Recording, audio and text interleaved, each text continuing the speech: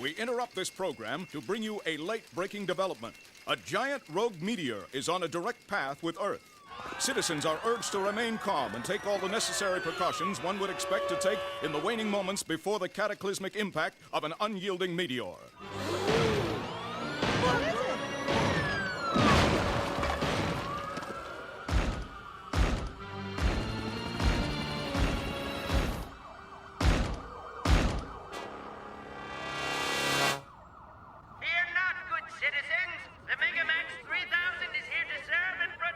While causing millions in gratuitous property damage. And to think our guidance counselor wanted us to pursue a career in auto detailing.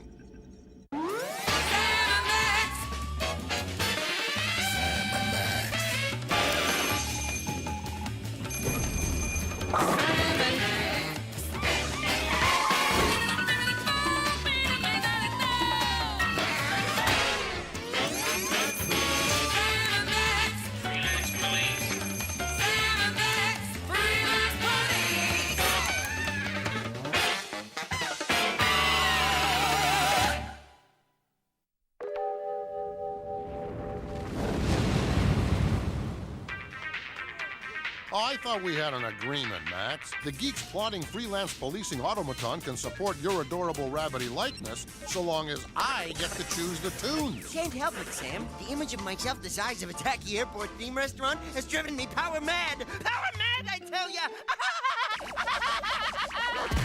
We've just received word that the meteor has penetrated our atmosphere. All I can say is, put your heads between your knees and kiss your asteroid goodbye, because nothing short of the second coming can save our miserable hides now. There. I said it, and I'm glad.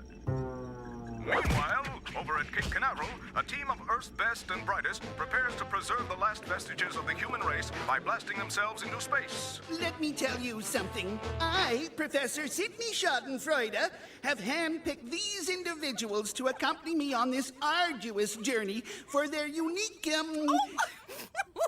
intellectual capacities. Anybody got a problem with that? Guys, I hate to interrupt, but I think it's time we use the Megamax for its intended purpose. I thought we were. Max, engage the special meteor eradicating function. Stat.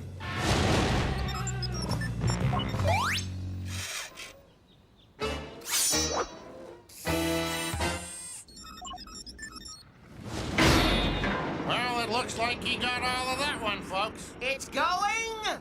Going! Gone!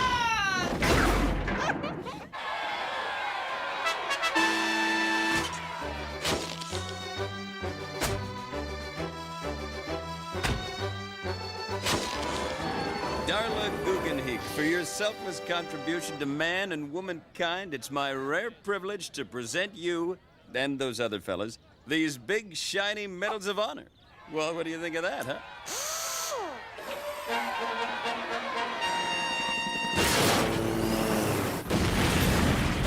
I'm seriously questioning the wisdom of putting you in charge of the arms, Max. Look at it burn!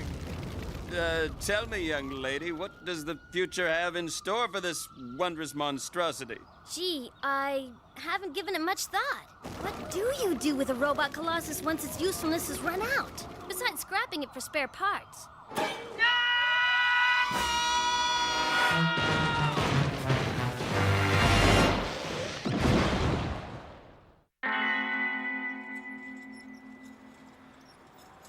Have you no feelings, woman? You can't just dismantle our baby like some long-forgotten science fair project. Well, we have to do something. We can't just let it rot in the street. But we need a ridiculously oversized souvenir of faded glory because it's so useful.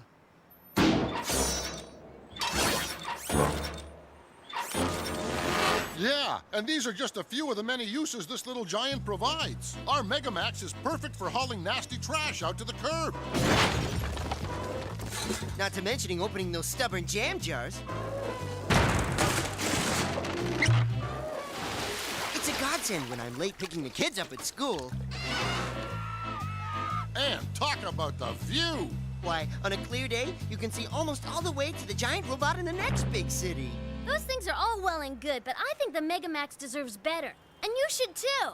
Gee, I never thought of it that way. These menial domestic tasks are beneath our beloved automaton. The Megamax truly does deserve better. You mean we're putting him to sleep, packing him off to the big scrapyard in the sky? Not quite, Muttonhead.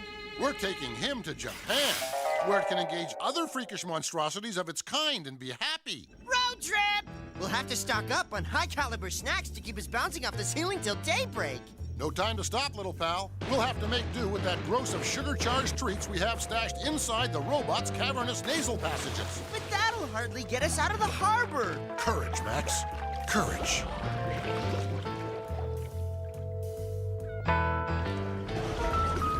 Well, here we are in Japan, land of the rising sun and home to shambling, rubberized beasties of all persuasions. You know, this is exactly what my dreams look like when I eat green bananas in bed.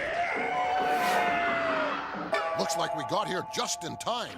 This town is desperately in need of our extreme brand of unauthorized freelance policing. Extreme Freelance Police. Sounds like a committee-generated notion for next season, Sam. Quiet, Max, they'll hear you.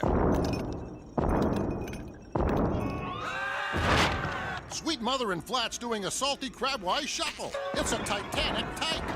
They mutate so fast, don't they? Aye, Topzilla! We have awakened him from his afternoon slumber! We must flee or die! Now there's a new twist on a tired old gag. You said it, Joe. Come on, you big baby! You want a piece of me? Is the big baby gonna cry? Let's see you cry! Daddy's precious little baby's gonna gush like an evangelist! Hang on. Here we go.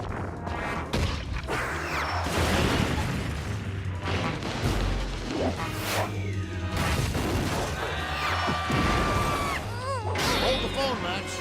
We appear to have hit a wee snag. Check out the fine print in the instruction manual. Warning. Choking hazard. This oversized automaton or destruction contains small parts and is not recommended for gigantic behemoths under 3 years old. Foiled once again by government regulations and good common sense. We'll just have to find some non-violent way to distract the overgrown ankle biter and lull him into eternal sleepy-by time. Perhaps this conveniently abandoned pachinko parlor can be of use. Look what I got for you, Tootsie. Come on and get your rattle-waddle.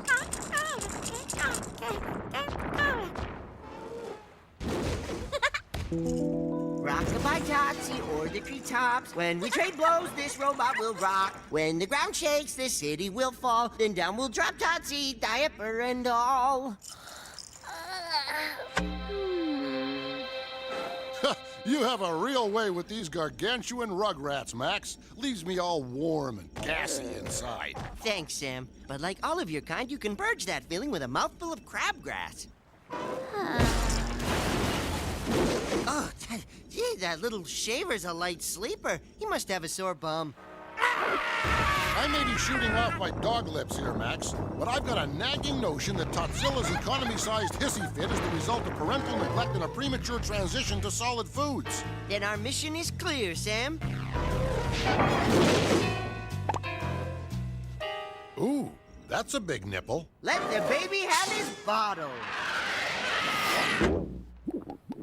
My ability to read Japanese is sadly lacking, Max. Are you sure that was a milk tanker? You wanted milk? Well, I'll be. It's noted Nobel laureate Professor Schadenfreude and his harem of Mensa-level attendants. Yet another throwaway gag ties directly into the A story. It's almost Aristotelian in its beauty. That's right, Sam and Max. This was my sweet revenge for the mess you made out of my survival team mission. I had dreams and desires. Not for me, but for the future of all humanity. Dreams, huh? I'll bet you did. And now you foiled my dreams of vengeance. It's not fair for crying out loud in the mud. I'll get you for this. Easy, egghead. Don't get your pocket protector in a bunch. I think we may have inadvertently stumbled upon a solution that will rectify all of our problems. You see, Professor, in this way, you can continue your somewhat twisted brand of scientific research in outer space. And our Megamax gets a new job. Something worthy of its complete and utter hugeness. Goodbye!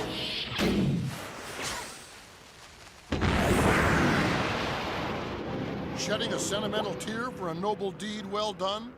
That and the fact that we just blew off our ride back home. Fear not, little pal. We can always thumb a ride with one of these cuddly atrocities of nature.